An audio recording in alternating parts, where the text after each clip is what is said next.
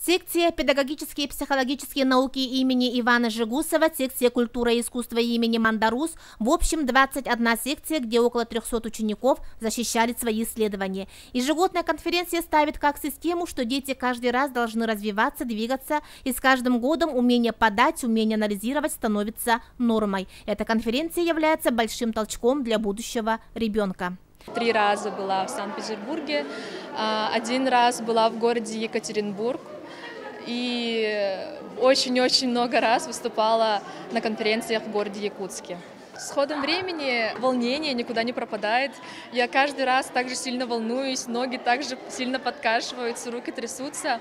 Но вот то, что ты знаешь свою тему от А до Я, то, что ты писал эту тему сама и все это знаешь, дают уверенность, да.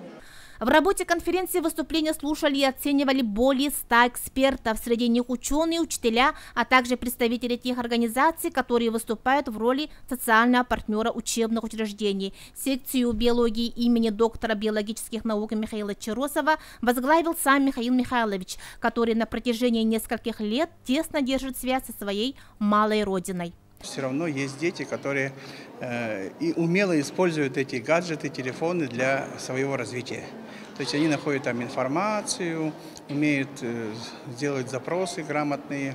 Ну и по сути они собственные материалы имеют, свои, которые они собрали своей методологией, свои исследования, своими руками, анализировали, делают маленькие, но свои выводы.